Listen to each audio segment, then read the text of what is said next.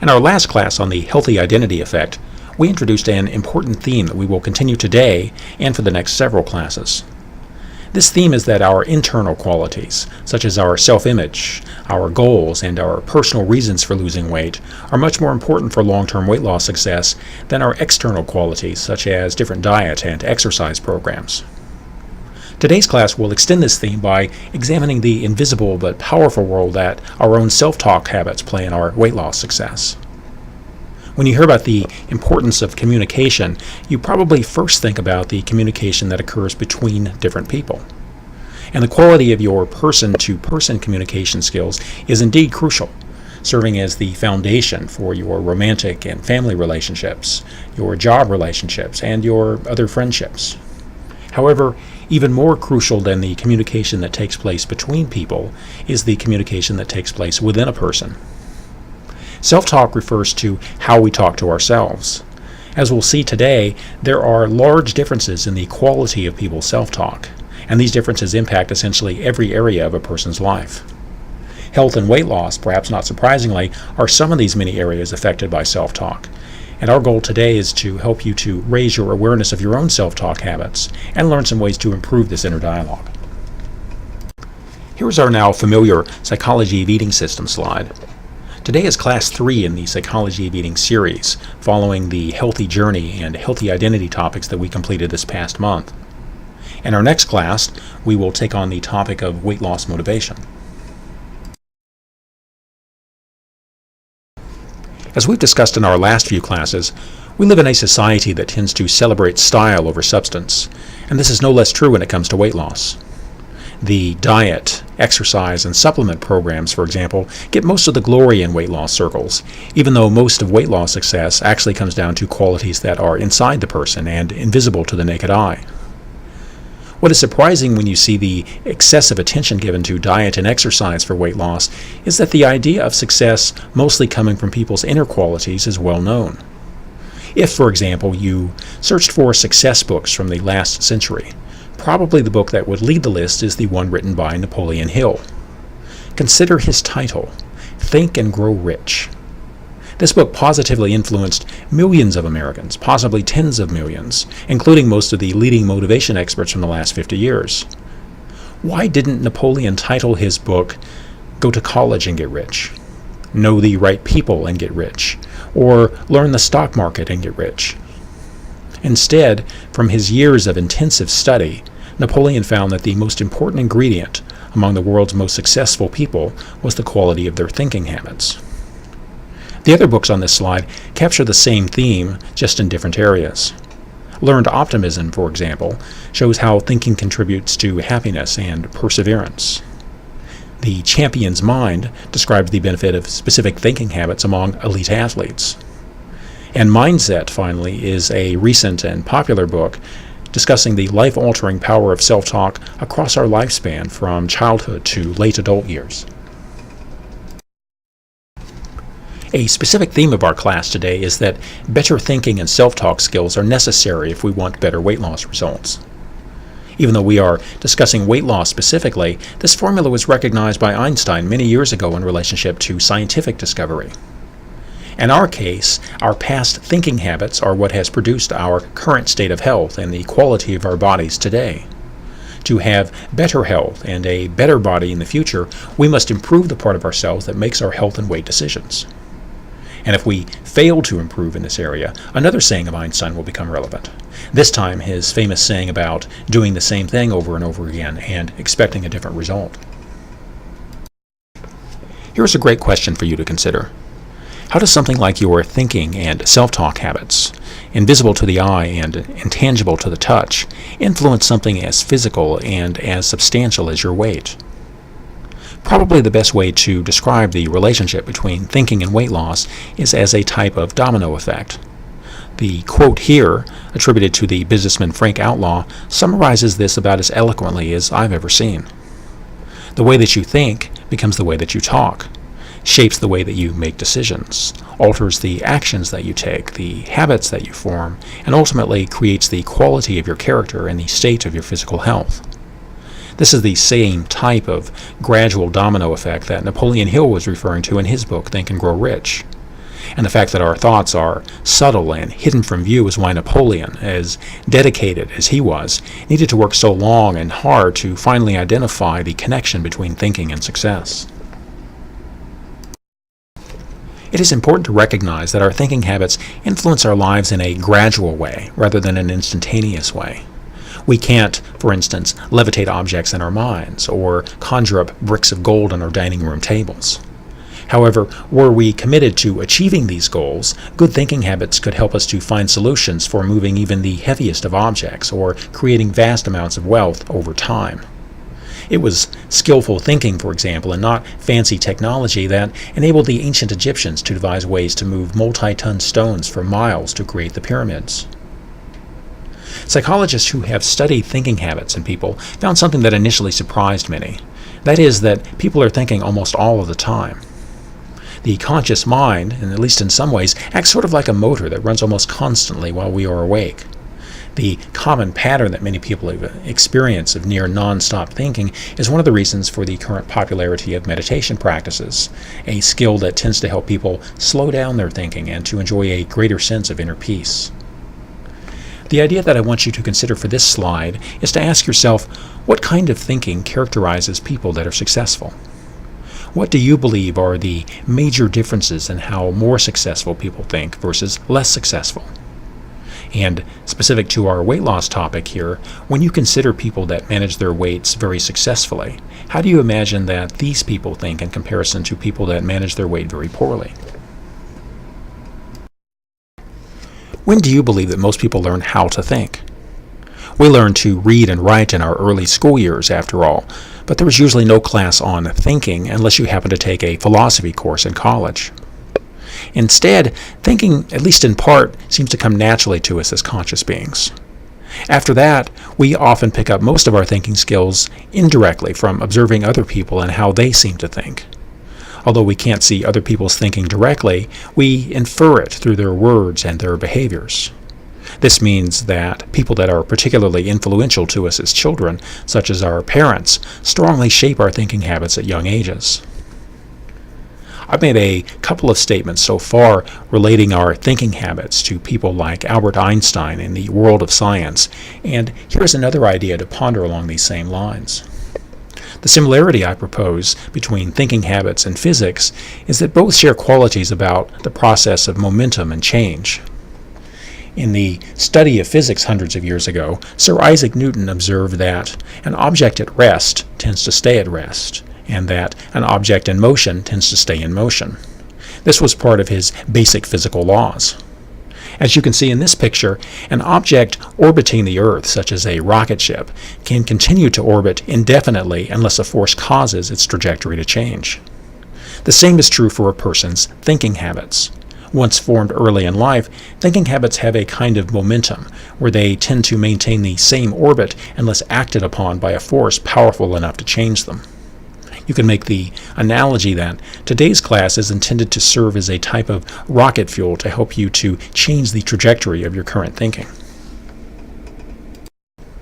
From here, we will be moving into a collection of strategies for helping you to improve your thinking habits in relation to health and weight loss. But here's a quick summary. Firstly, thinking comes automatically to us, and because of this, we tend to take it for granted and to fail to notice just how strongly our thinking habits are influencing our lives. Second, none of us probably chose our thinking habits initially. We passively pick them up from modeling other people and through our own biological tendencies. Third, for better or for worse, these thinking habits begin charting the course of our life from an early age, and usually only change when we have a major life event or a profound learning experience. Finally, thoughts don't change our bodies immediately, but do so gradually over time by influencing our behaviors, health habits, and our emotional states. Let's begin discussing the topic of improving the quality of your thinking by looking at one of the most inspirational quotes on the topic. You can find Mr. Jakes on YouTube if you want to hear him in person, and he has a commanding voice that makes the content of his words even more persuasive. As you can see here from his perhaps most widely cited quote, Mr. Jakes recognizes that people tend to try to change everything except the thing that matters the most. In this case, the thing that matters the most is the mindset of the person. How do overweight people think? No two people think exactly alike, of course, so we are talking about general tendencies here rather than absolutes. What I'd like you to do here and in the next slides are two things. One, to imagine the quality of a person's health and weight if they routinely thought in the ways described on the slide. And second, how many of these examples of thinking can you relate to personally? As illustrated here, there are in fact many tendencies and thinking habits present among people that struggle with their weight and their health more generally. Even a few of these thinking habits, if made frequently or over long periods of their life, can dramatically change how a person will look and feel over time. Here are the counter ways of thinking that are common among people that more successfully manage their weight long term. As you can see, for every harmful thinking habit present among people that struggle with their weight, there is a helpful thinking habit that tends to promote better weight loss results. If you imagined a person whose way of thinking was captured by the habits on this slide, you would probably imagine that they are in good health and that they have more success with making improvements to their health and weight. This slide offers another comparison and contrast opportunity, listing examples of self-talk common to people with more versus less weight loss success. It is fair to say that certain types of self-talk promote weight gain, weight loss relapse, giving up, and struggling to learn from experience.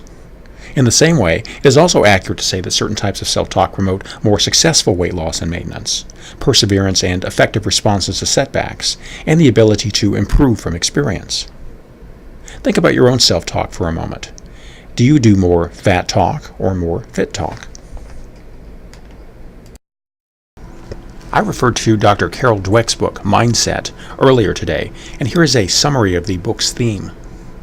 In her book, Dr. Dweck discusses two ways of thinking that characterize people. The first is a thinking style she calls the fixed mindset. People with a fixed mindset tend to limit themselves. They don't believe they can change, for example, and they are typically self-critical and give up easily. If a person has a fixed mindset in regards to weight loss, what kind of results do you think they will achieve? The second thinking style is the growth mindset. This way of thinking promotes learning, bouncing back, and believing in your potential to grow and learn and change for the better. People with a growth mindset keep going when it gets hard. They talk themselves through setbacks, and they are okay with the process of improvement taking a long time. How do you think a growth mindset would influence a person's weight loss efforts? The intent of Dr. Dweck's book isn't just to point out these two mindsets, however. The hope behind her book instead is to help people to adopt more growth mindset thinking habits. The examples on this slide are just a few of the many specific examples where a person could identify and replace a fixed mindset habit with a growth mindset habit. Can you think of examples where you yourself may practice fixed mindset habits that could benefit from improvement? In the last several slides, we looked at contrasting styles of thinking that tend to promote either healthy weight management or unhealthy weight management. Now let's get more personal in the next few slides. Here's an example of an exercise called self-monitoring that you have probably already used in a slightly different form in the past when you've monitored your diet or exercise habits with a journal. As you go through this list of scenarios, ask yourself how you typically think in these situations. Is the way that you typically think in these situations something that helps you or harms you? This list intentionally contains challenging or stressful circumstances because it is during these times that our thinking habits make the biggest difference. Now that you've spent a moment considering how you think in these challenging situations, the next step, pictured on this slide, is to imagine how you would need to think in these situations in the future in order to handle them better and make higher quality health decisions. It is important here to be specific and to be personal. What exactly would you say to yourself in each situation to help you? Can you think of more than one way to helpfully talk to yourself in some or even several of the situations? If so, write down one or two of the best options that you identify.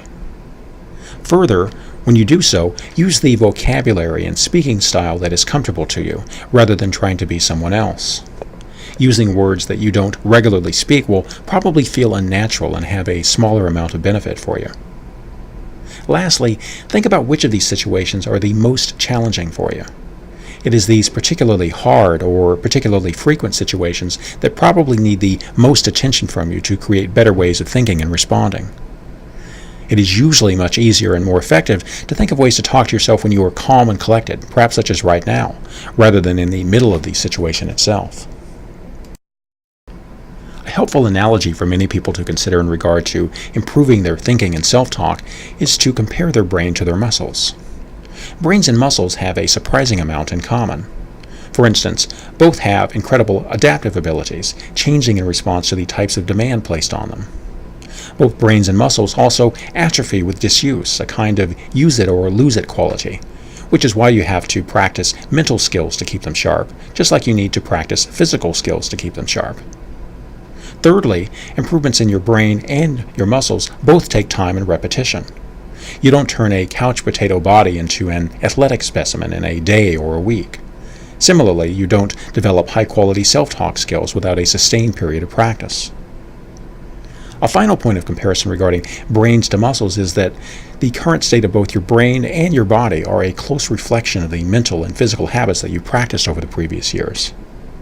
Bad habits drive bad results. Good habits drive good results.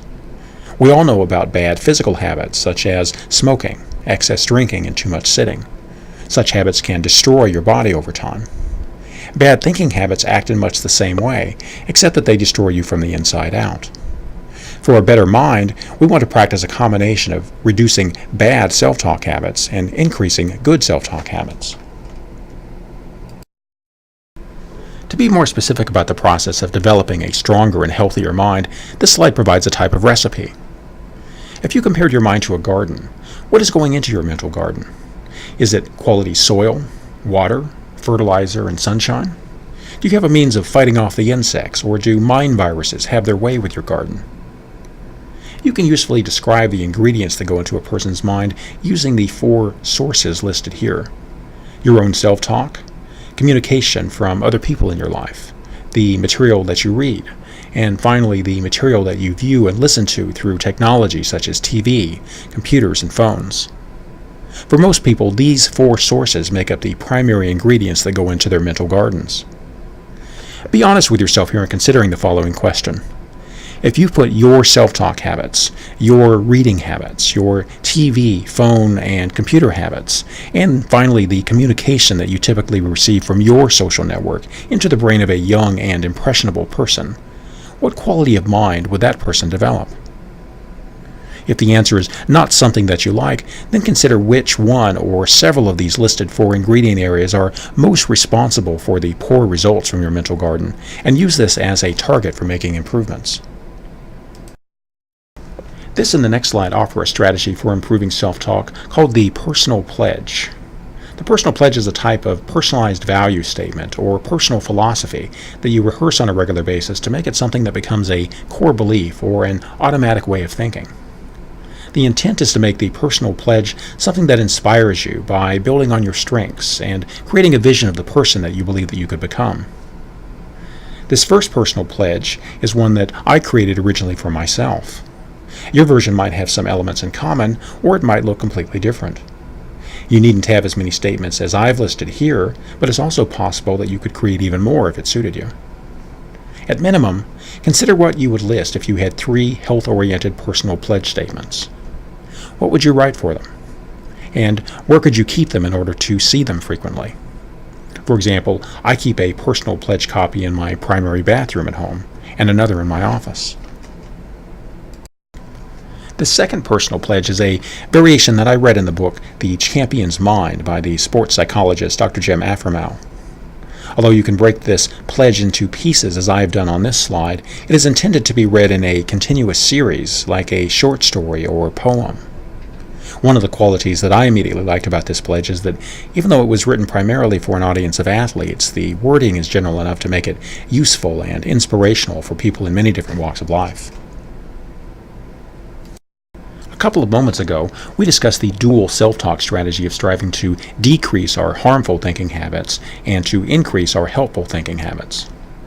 This slide offers another example of this strategy in practice, applied specifically to people pursuing weight loss goals.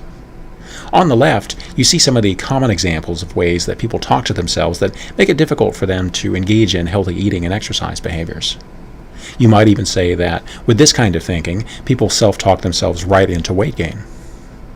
The right-hand side offers examples of the alternative and helpful self-talk. It is probably easy to see how a person whose self-talk was primarily like that seen here on the right would have better weight loss results than a person who mostly practiced the thinking habits from the left. The strategy summarized here for improving self-talk is the classic psychotherapy technique used to challenge and replace negative thinking. If you've ever seen a therapist for depression or anxiety, for example, there is a good chance that you may have learned a variation of this strategy from them. Similarly, best-selling self-help books on depression, such as the Feeling Good book by psychiatrist Dr. David Burns, spends a great deal of space helping readers practice this specific self-talk strategy. However, just because this strategy is often used by psychotherapists for mental health conditions doesn't make it any less useful for weight loss goals. In fact, the reason that psychotherapists use the strategy of challenging and replacing negative thinking so commonly is because it works so well. The last strategy that I will cover today improves self-talk by improving the quality of the questions that we ask ourselves. Research on self-talk shows that much of the negative thinking we engage in consists of lousy questions that we ask ourselves that then invite negative responses.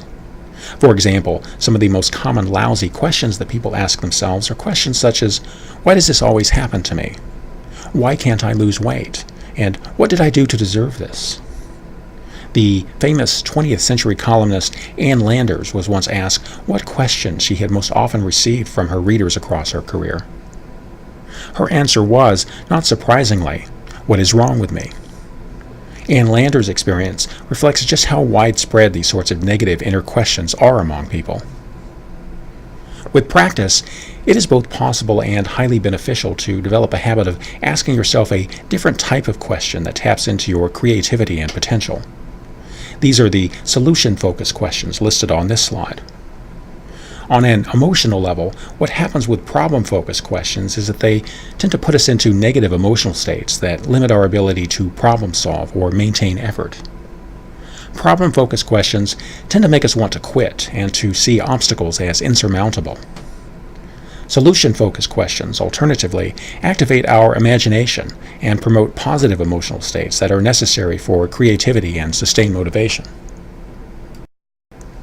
We are just about through our review of this topic today, and I wanted to share this image of the process of success with you as a reminder of the path ahead. It is very easy for a person to appreciate the value of the self-talk changes that we discussed today, but still feel demoralized by the belief that you can't change because you've been a certain way for so long. This is the old dog can't learn new tricks mentality, and it is another example of the fixed mindset that we discussed earlier that limits people's true ability. In reality, personal improvement is a gradual process, a process that often requires a lot of failures along the way in order to teach us what doesn't work. From this perspective, failures often aren't really failures at all, just lessons we need to learn. Also implied by this image is there is no replacing experience as a teacher. Just because you've tried before and haven't been successful doesn't mean that the next time won't be different. In fact, if you are learning from your experiences, your chances of success get better and better the longer you keep going. This concludes our class today on the topic of thinking thin.